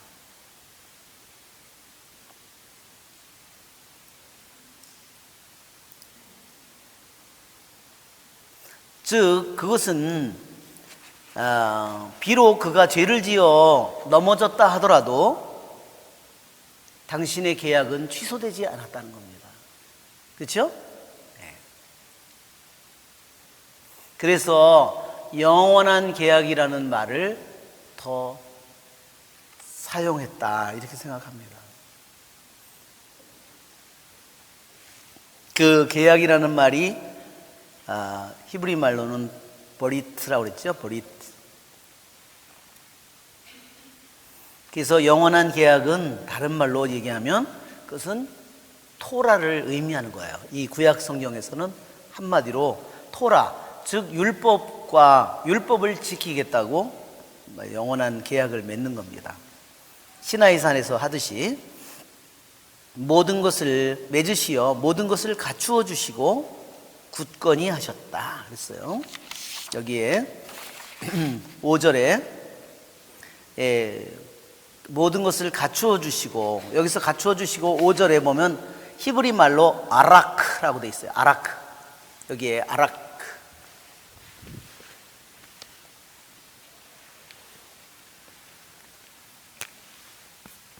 아라크. 아라크. 이 말은 모든 것이 잘 이게 정리되었다는 뜻이에요. 모든 것이 잘 제자리에 모든 것들이 가서 제자리에 자리 잡고 있는 거야. 그것은 하느님이 우리를 창조하셨기 때문에 하느님의 말씀에 순종할 때 모든 것들이 제자리가 있게 되는 거죠. 그렇죠? 우리도 뼈 하나만 어긋나 봐요. 어떻게 돼요?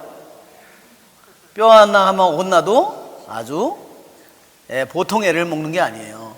뼈 하나만 어긋나도 제가 다리를 좀 쩔룩거려 가지고 제가 이틀 전인가 병원에 가서 사진을 촬영했어요. 갔더니 발가락이 사진에 이렇게 돼 있더라고. 그 병 환자 이렇게. 그래서 보니까 무지외반증. 아니 발가락이 외도를 했나? 왜 거꾸로 저놈이 왜 옆에 발가락에 올라가 있어? 이렇게. 야, 그거를 보고서 참 이게 뼈마디 하나도 삐뚤어지면 어떻게 해요? 고통을 무지무지하게 받습니다. 그런데 내 정신이 삐뚤어지면 어떻게 될까요?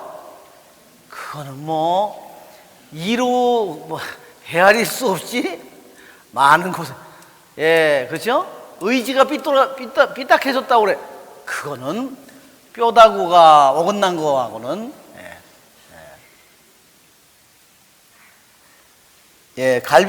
저도 갈비 한번 금간 적이 있었는데, 갈비 금가면 어때요? 갈비 금가니까 기침하면 죽어요. 기침하면.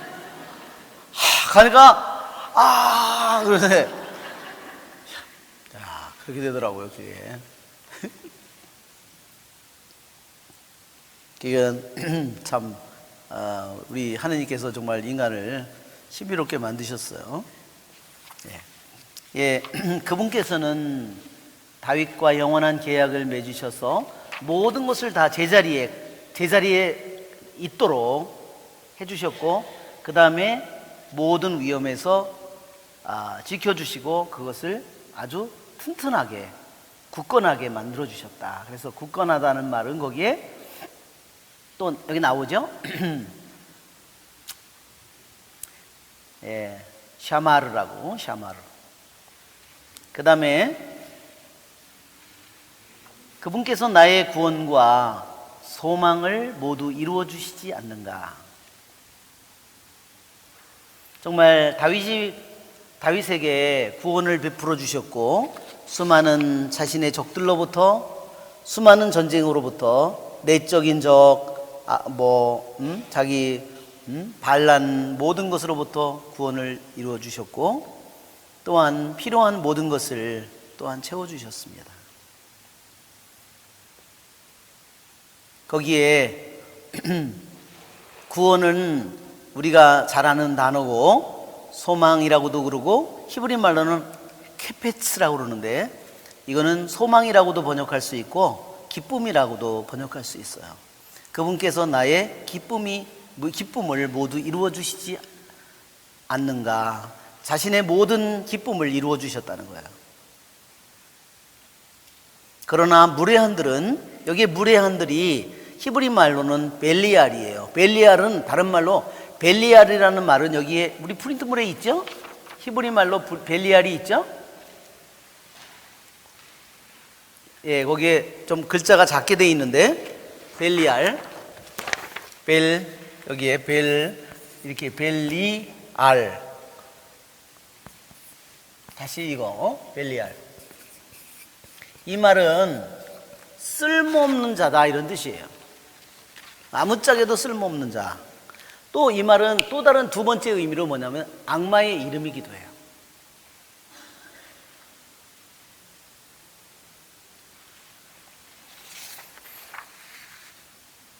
그리고 이 쓸모없는 자라는 말은요, 히브리 말에서 쓸모없는 자라는 것은 아주 지독한 욕이라고 해요.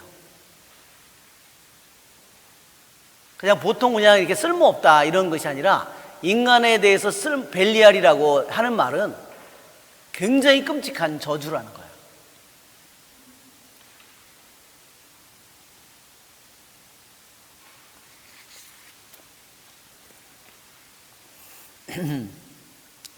예, 무례한들은 모두 버려진 가시덤불 같다. 아무도 그들을 손으로 쥘 수 없지 않는가. 예, 아무것도 써먹을 데가 없다는 거죠. 그들을 만지려는 사람은 쇠막대나 창자루를 마련해야 된다. 그러니 그들은 자리에서 불타 없어지리라. 그러니까 버려진 가시덤불은 쓸모 있는 게 뭐냐? 태워버리는 그걸로만 불쏘시개로 쓴다는 거죠.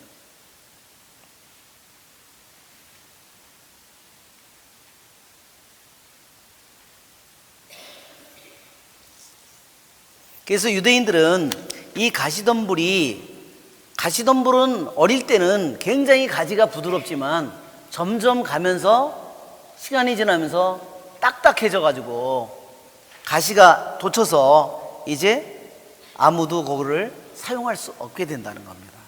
그래서 이 가시덤불을 유대인들은 이것을 북왕국을 가리키는 말이기도 해요. 북이스라엘을.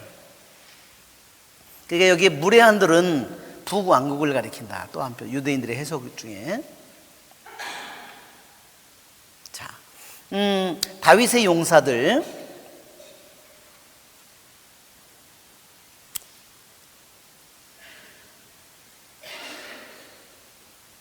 이 다윗의 용사들은 아까도 읽었는데 끝에 몇 명이 나오죠? 37명이라고 나오죠? 지금 이 내용이 역대기 상권 11장에도 보면요, 다윗의 용사들에 대한 명단이 나와요. 그런데 지금 여기 사무엘 23장 여기서는 37명이라고 나오는데 역대기 상권 11장에는 몇 명이 나오냐면 46명이 나와요. 우선 숫자가 다르죠? 그 여러 가지, 두 가지 내용이 서로 맞지 않는 내용이 여기 굉장히 많아요. 두 가지 내용을 딱 비교해 보면, 오늘 여러분 프린트물 받으셨죠? 그 프린트물에 있는 내용이 그 두 가지를 비교해 놓은 겁니다. 자,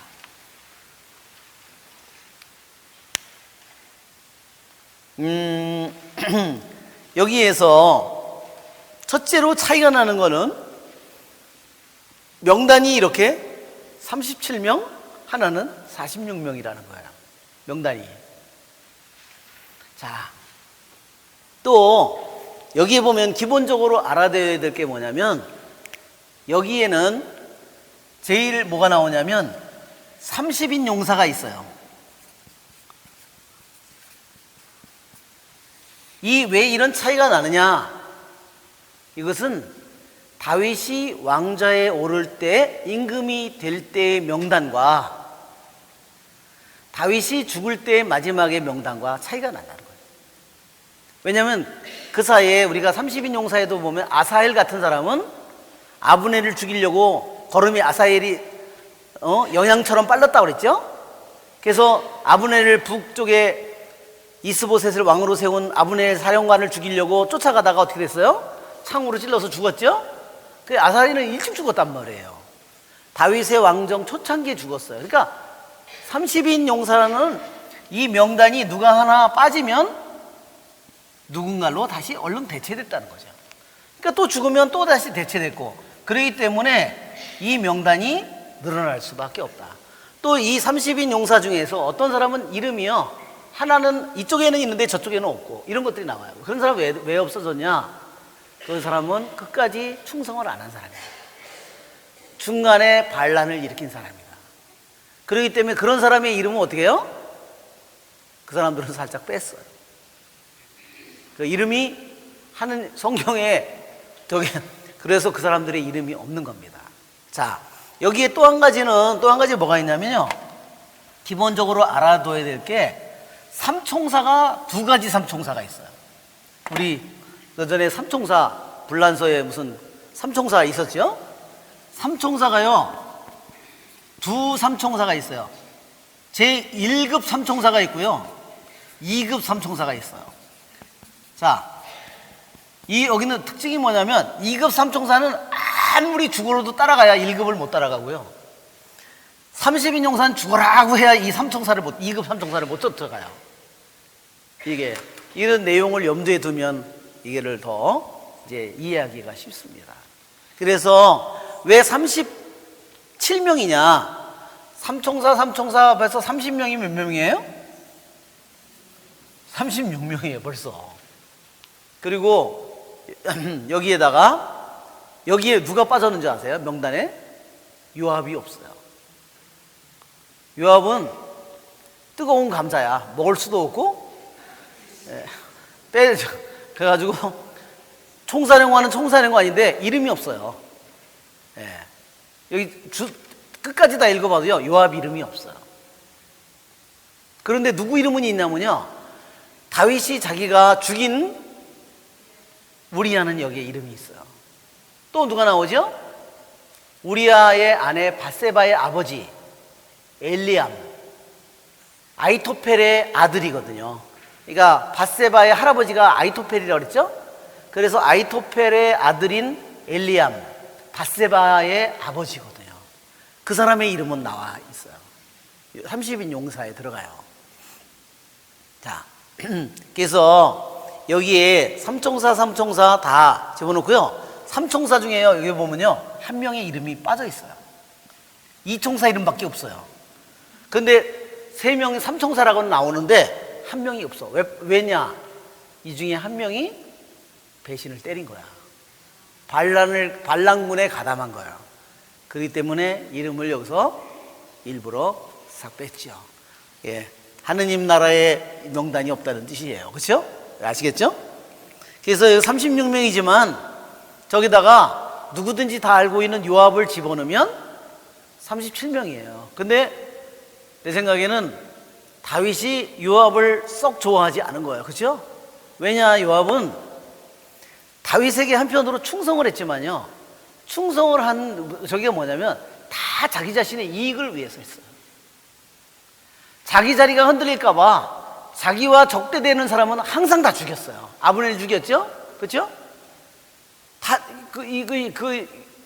그것이 요압의 모습이기 때문에 요압은 이름을 안 넣어도 다 알기 때문에 이름을 안 집어넣은 거예요, 분명히. 그러니까 얘기하면은 36명에다가 더하면 37명이에요. 자, 그리고 저쪽에 가면은 왜 46명인가? 다윗이 임금이 되기 이전에 치클락에 있을 때 찾아온 사람, 나중에 다윗 편에 가담한 사람, 그런 사람들을 다 집어넣고 이렇게 하다 보니까 또 나중에 죽은 사람 또 보충하고 이런 사람들을 다 집어넣기 때문에 나중에 인원이 훨씬 더 늘어났다고도 볼 수 있고, 다르게는 인원이 많이 있었는데 많은 사람들이 배신을 했다고도 볼 수 있어요. 두 가지로 우리들이 생각해 볼 수 있어요. 그러니까 나중에 시간이 지나면서 죽은 사람이 추가된 사람이 있지만, 또 한편으로 처음에 많은 사람들이 같이 다윗을 따라다니는 많은 사람 중에서 많은 사람들이 배신했다는 거예요. 이렇게 두 가지로 우리들이 이것을 생각해 볼 수 있습니다. 자, 이 다윗의 용사들은 바로 다윗이 혼자 그 모든 나라를 그렇게 잘 다스린 것은 자신에게 여러 가지 시련 속에서, 자신의 죄 속에서도 끊임없이 자신에게 충성한 그 부하들이 있었기 때문이다 하는 겁니다.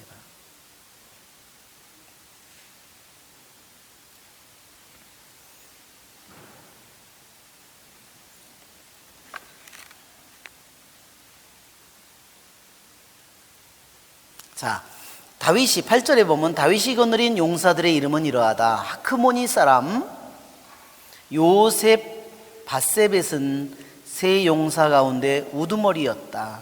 그는 한 전투에서 800명에게 창을 휘둘러 그들을 모조리 죽인 사람이다. 이 사람은 뭐죠? 창을 가지고 전쟁을 하는데 아주 유능한 사람이에요. 그 다음에 엘아자르, 우리가 보면 엘아자르는 뭘 가지고 저기를 하죠? 그 다음에 보면 엘아자르는 버티고 서서 필리스티아인들을 쳐 죽였다. 나중에 그의 손이 굳어져 칼이 풀리지 않을 정도. 그러니까 엘아자르는 칼을 잘 쓰는 사람이에요. 그러니까 여기에 하크모니 사람은 창을 잘 쓰는 사람이고, 그 다음에 세 번째는 산마예요. 예. 그런데 이 역대기 상권 11장에 보면 하크모니 사람이 800명에게 창을 휘둘러서 죽였다고 되어 있는데, 역대기 상권에는 300명이라고 나온다는 겁니다. 이러한 서로 차이가 있어요. 그래서 왜 이런 차이가 있느냐, 분명히 하크모니 사람이 갔을 때 같이 도와준 사람이 있지 않았는가, 하크모니 사람이 300명을 죽이고 나머지 사람들이 죽이지 않았을까, 이렇게 추측을 하는 겁니다. 자, 여기에 8절은 굉장히 이것이 해석이 굉장히 아주 힘든 기절이에요.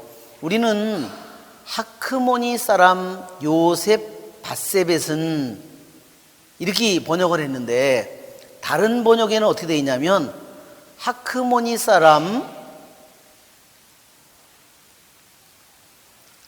사람을 어떻게 해석했냐면요,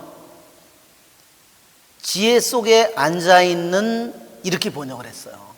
그러니까 요셉 바세벳을 이름이라고 번역을 하지 않고, 히브리 사람들도요 이걸 어떻게 번역해야 될지 난감한 거예요. 그래서 두 가지 번역이 있는 거예요. 하나는 요셉 바세벳이라고 사람 이름으로 어떤 사람들은 해석을 하고, 유대인들도 아니다, 이건 사람 이름이 아니라, 이 말을 사람 이름이 아니니까 그 글자를 그대로 풀어서 해석을 하니까 이름이 무슨 뜻이냐, 지혜 속에 앉아있는 하크모니 사람, 이렇게 해석을 하는 거예요. 그러니까 두 가지로 해석이 가능하다는 거예요. 지금 우리 여기 있는 것은 우리를 요셉 바세벳이라고 돼 있죠? 이렇게 번역을 하기도 하는데, 다른 번역은 지혜 속에, 지혜 속에 앉아있는, 이것을 이름이 아니라, 이거를 이름으로 첫째는 우리가 해석한 거고, 이거는 그냥 글자를 그대로 풀어서 의미로 풀어보니까 지혜로운 자, 지혜 속에, 지혜로운 자 가운데 앉아있는,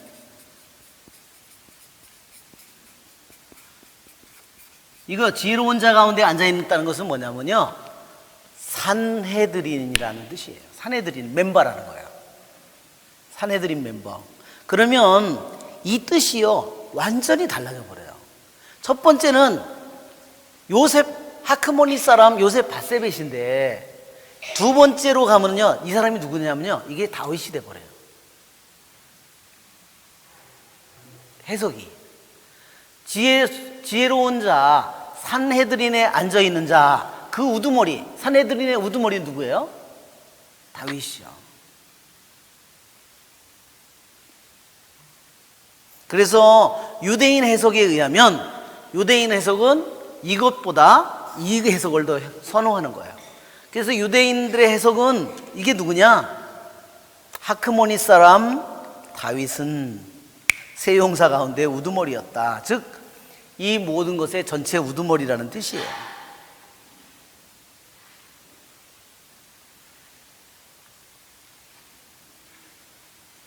왜 그러면 세 용사 가운데 우두머리라고 하느냐?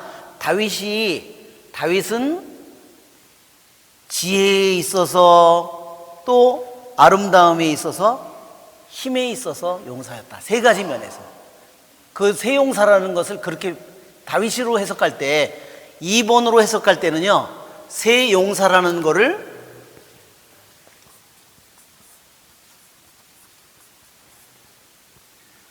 다윗의 세 가지 힘이 뭐냐?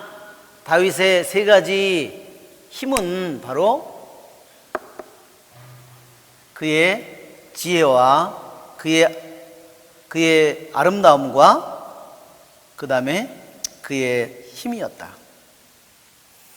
그 다음으로 아호핫 사람 도도의 아들 엘아자르가 있었는데 그도 세 용사 가운데 하나다. 그는 다윗과 함께 싸움터에 집결해 있는 필리스티아인들에게 욕을 퍼부으며 맞서는데 이스라엘 사람들이 후퇴한 적이 있었다.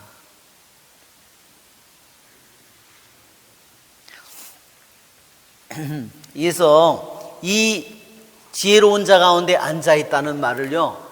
여기는 요셉 바세벳이라고 그랬는데 여기는 아디노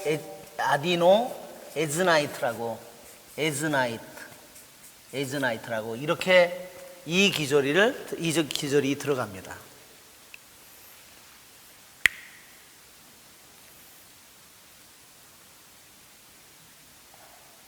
그 아디노 에즈나이트. 그래서 이름이 요셉 바세벳이 아니라 거기에서는 아디노 에즈나이트가 돼요. 자, 이제 10절. 그러나 엘아자르는 버티고 서서 필리스티아인들을 쳐 죽였다. 손이 굳어져 칼에서 풀리지 않을 정도였다. 주님께서 그날 큰 승리를 이루어 주셨다. 그제야 다른 군사들도 그에게 돌아왔지만 죽은 자들을 터는 것밖에 할 일이 없었다. 네, 그 당시에는 전쟁을 하면 죽은 사람들을 털어가지고 다 어떻게 해요?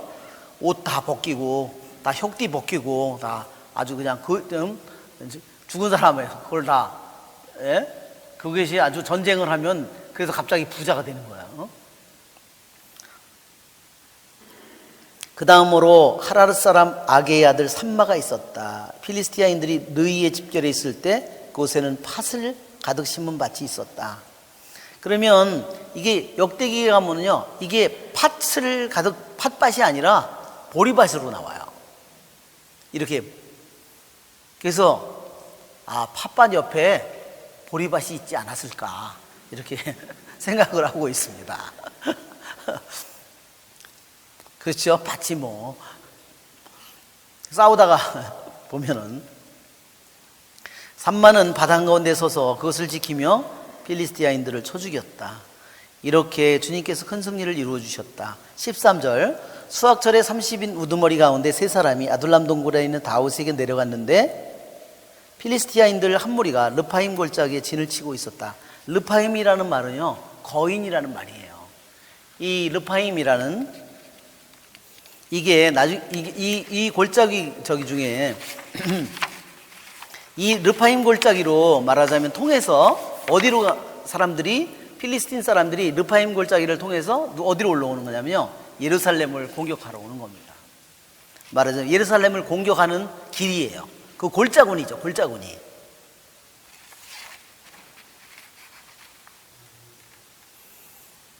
그렇기 때문에 이 르파임 골짜기에는 항상 필리스티아인들의 말하자면 최고 정예 부대가 거기에 주둔해 있었을 거라는 겁니다.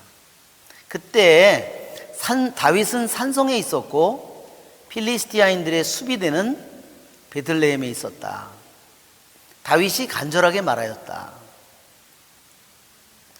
예, 여기 그러니까 아둘람 동굴에 있을 때니까 어때요? 이게 굉장히 다윗이 왕이 되기 전에 도망을 다닐 때의 처지예요. 이것이. 그러니까 이거는 사무엘군의 거의 끝에 있는 내용이지만 위치로는 맨 끝에 있지만 이 이야기 자체는 다윗이 헤브론에서 왕이 되기도 전의 이야기다 하는 거예요. 무슨 말인지 아시겠죠? 아둘람 동굴에 다윗이 가서 숨어 있어요. 근데 많은 사람들이 빚진 자, 파산한 자 이런 사람들이 공경 중에 있는 사람 이런 사람들이 다윗에게 몰려가 가지고 사울의 추격을 받고 있는 다윗에게 가서 다윗이 아둘람 동굴에 가서 숨어 있을 때 몇백 명하고 있을 때 거기에 같이 와서 이제 말하자면 사람들이 찾아오는 거예요.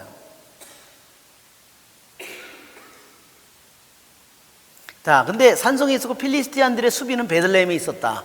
자, 우리 지도를 우리 그림도 한 번도 안 봤네. 참말로. 했던 내가 정신이 없어요. 예. 예, 물을 이렇게 쏟아버리는 이게 조금 있으면 이제 나오는 얘기인데 다윗이 물을 쏟아버립니다. 세용사가 넘어가질 않네 이름이. 왜 그럴까?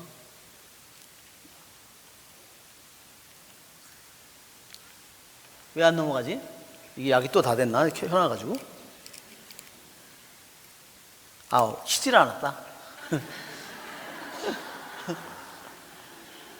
예, 물을 세용사가 베들레헴에 있는 운물에서 왜 베들레헴에 있는 물을 다윗이 먹고 싶다 그랬을까요? 다윗이 거기가 고향이거든.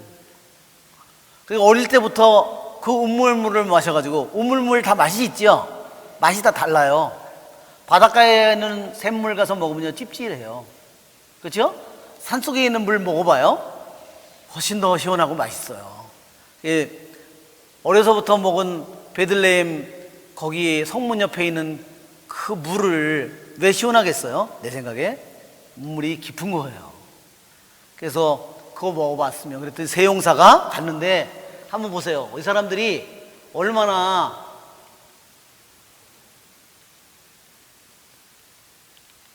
필요할 때는 이거 물을 쏟아붓는 거 3가지나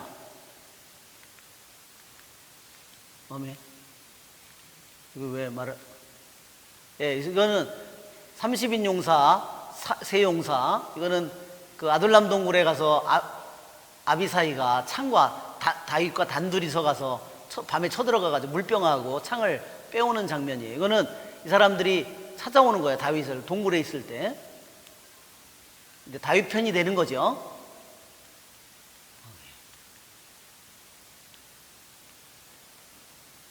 아둘람 동굴 이제 실제 모습이에요. 돌아버리겠네. 어떻게 해야 되는 거예요, 이게? 예. 여기 아둘람 동굴에 있을 때 여기에서 베들레헴에까지 가는데 이 길들이 여기서 이렇게 가려면 이 길들을 가려면 계곡으로 이렇게 해서 갈 거 아니에요? 이로 가려면 이 길에 필리스티아인들이 주둔을 했는데 파견대가 어디 있었냐? 베들레헴에 있었다는 거예요. 그러면 거기까지 있으면 그 앞에는 얼마나 이쪽이 필리스티안 지역이니까 훨씬 더 병력이 많죠. 여기에 파견대가 베들레헴에 있을 정도면 그가 이 세용사가 그 많은 적을 물리치고 가서 목숨을 걸고 물을 떠왔어요. 그러자 세용사들이 필리스티아인들의 진영을 뚫고 베들레헴 성문 곁에 있는 저수동굴에서 물을 길어 다윗에게 가져왔다. 그는 물을 마시기를 마다하고 주님께 부어바치며 말하였다. 이 물을 마셨다가는 주님께서 용납하지 않으실 것이다. 예, 저는 이걸 읽을 때 너무 아깝다 이렇게 생각했어요. 아이, 괜히 우리 개고생만 했네. 그러는데 이것은 새 용사에게는요, 이것이 너무너무나 자랑스러운 일이에요.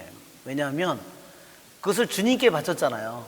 그것은 뭐냐면요, 땅에다 쏟아본 거예요. 저렇게 땅에다가 주님께 바친 게 뭐냐면 땅에다 쏟아버렸어요. 왜냐하면 사람의 피는 땅에 쏟아야 된다 그랬어요. 그래가지고 쏟고 그 다음에 흙으로 묻어야 돼요. 레위기 17장에 나오는 겁니다. 17장 10절.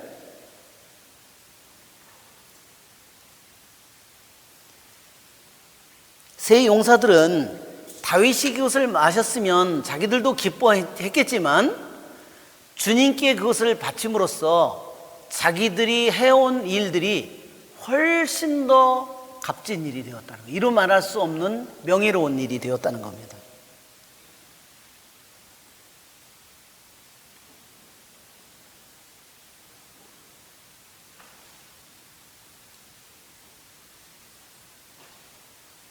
예, 이 물을 부어 바친다는 거, 왜 다윗은 그 물을 부어 바쳤는가? 물을 붓는다는 것은요, 유대인이 하는 아주 중요한 예식이에요. 자, 우리 그림을 보면 이제 나올 텐데,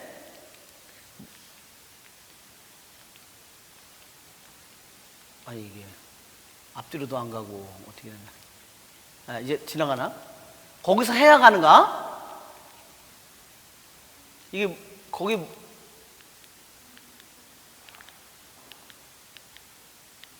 이제 가. 어메. 거기서 눌러야 가는 거 아니야?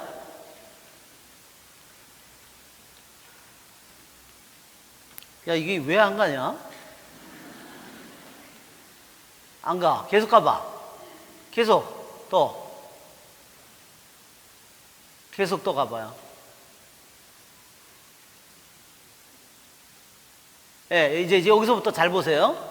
여기 소년이 기둥을 타고 올라갑니다. 전의 그림.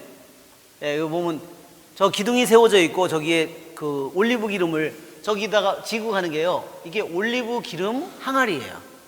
근데 이거는 어른은 절대 못 가져간대요. 왜냐면 이 사다리로 이 무거운 걸 가지고 올라가면 무게를 감당하지 못하기 때문에, 옛날이기 때문에 소년만이 이거를 가지고 올라갔답니다. 그래서 여기다가 기름을 붓는 거예요. 이 기둥을 몇 메타를 세워놨냐면, 이거는 언제 하는 거냐면 초막절 기간에 이거를 행사를 하는데, 이 기둥을 25m짜리 기둥을 세워놨어요, 성전에다가. 그럼 초막절은 며칠을 지내죠?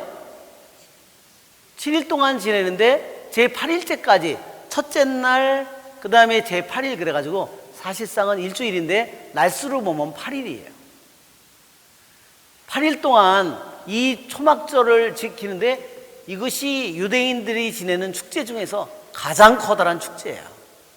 그리고 유대인들이 가장 기뻐하는 축제입니다. 7일 동안 그 사람들이 뭐냐면요, 토라를 다 읽는 겁니다. 이러면서 토라를 계속 하루 종일 다 읽는 거예요, 막. 그리고 나중에 마지막 날은 어떻게 돼요? 그래서 저렇게 매일매일 밤에 촛불을 기름을 여기다가 해서 기름을 켜놓고 이 사람들이 그 다음에 이제 춤을 추는 겁니다. 자, 다음 거를 보면, 예, 그때 물을 붓는 예식을 매일 실로암 연못으로 내려가서 사제가 행렬을 해서 사람 이렇게 해가서 주전자를 가지고 가가지고 거기서 실로암 물을 떠서 노래를 하면서 행렬을 해서 올라갑니다. 그래서 어디로 올라가냐면, 또 다음 여기 보면 계속 또 다음 그림을 보면 또 다음 그림, 예, 여기 좀 전에 여기에 이렇게 보면 실로암 연못에서 떠가지고 예루살렘 성전으로 올라가는데, 저걸 갈 때 거기 예루살렘 성문 중에 수문이 있어요. 워터게이트가 수문이에요. 예루살렘의 워터게이트라는 거는 원래 이스라엘의 성전의 성문의 수많은 성문 중에 한 문이에요. 물을 들어갈 때 꼭 그 문으로 통과했기 때문에 그걸 수문이라고 부른 거예요, 워터게이트라고. 그리고 물을 떠서 그 문을 통과해서 갔다가 다시 그 문으로 들어가는 거예요. 자, 이게 실로암 연못에서 물을 뜨는데, 나팔을 불면서 사람들이 횃불을 다 들고 밤중에 실로암 연못에 가서 물을 뜨는 겁니다. 그래서 물을 거기다 주전자에 받아가지고 다시 성전으로 가는 거예요. 다음 그림을 보면, 예, 그 사람들이 그러면 저거 뭐냐? 횃불을 들고 거기도 25m짜리 3개가 켜져 있다 그랬죠?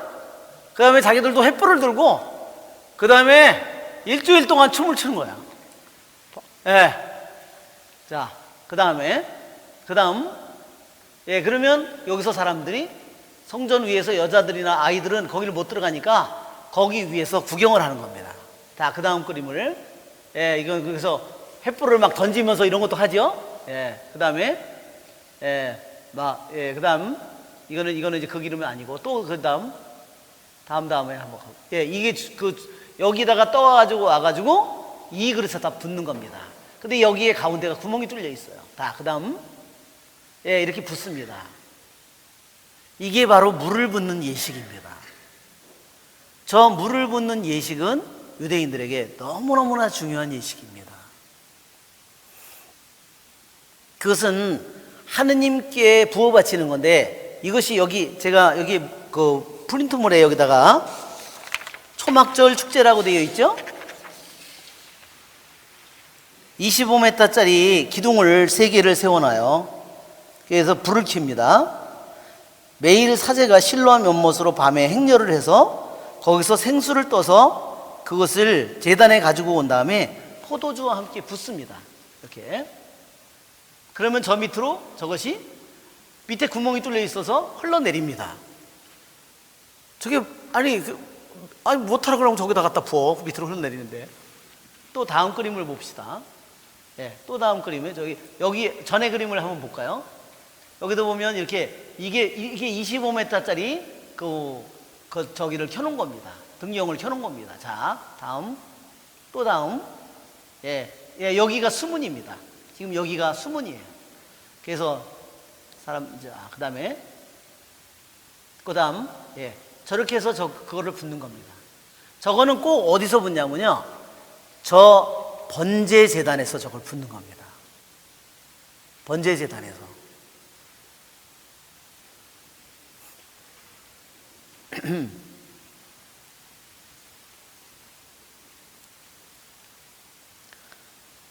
예, 이것은 그래서 동시에 그 사람들이 한 명의 사제는 물을 떠가지고 생수를 실로암 밤에 가서 떠오고, 한 사제는 빨간 포도주를 가져와 가지고 두 사람이 밑에 있는 그릇에다가 붓는데, 그 그릇이 구멍이 뚫려 있다고 그랬죠?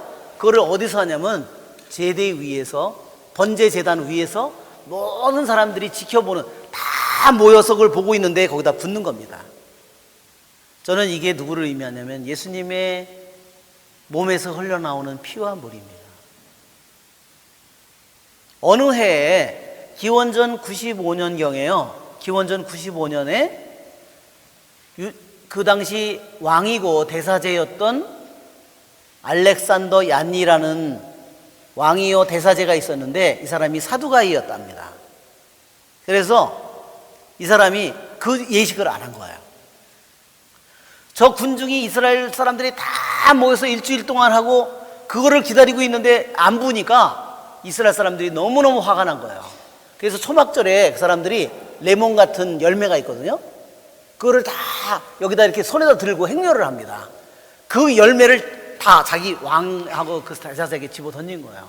그래서 왕이, 이 대사제가 너무 화가 나가지고 그날 그 사람들을요, 6,000명을 유대인들을 죽여버린 겁니다. 끔찍하죠?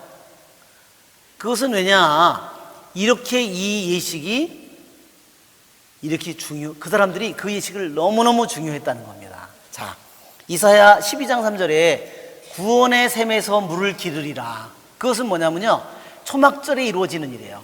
구원의 샘에서 물을 기르리라. 그 구원의 샘은 누구예요? 구원의 샘은요, 예수님이에요. 실로암 연못이잖아요. 실로암 연못이 무슨 뜻이에요? 파견된 자예요. 파견된 자 누구죠? 하느님 아버지로부터 파견된 자, 예수님이에요. 실로암은 누구를 의미하냐면요, 결국은 예수님이에요. 누구든지 요한복음 7장에 목마른 사람은 다 나에게로 와서 마셔라. 그러면 그 사람들 안에서 샘솟는 물이 강물처럼 흘러나올 것이다. 그렇죠? 분명히 조금 마셨는데, 예수님이라는 말씀을 조금 마셨는데 그 물은 끝이 없이 솟아나오는 강물이 되는 겁니다. 그것은 누구를 가리키냐? 이것은 예수님이에요. 그러면 이 물을 붓는 장면은 무엇을 가리키냐면요, 물을 붓는 것은 무엇을 의미하면 성령을 쏟아붓는 것을 의미합니다. 예수님이 옴으로써 성령이 그것이 바로 예수님의 죽음과 예수님의 몸, 예수님을 창으로 찔렀을 때 피와 물이 흘러나오고, 그분이 그 죽음을 통해서 우리들에게 성령을 주시고 성령이 쏟아져 오는 게, 그것이 바로 물을 붓는 예식이에요. 그래서 원래는요, 저 제대에 원래는 이렇게 구멍을 뚫어가지고, 아까 그 밑에 주전자 같은 거 이렇게 있었죠?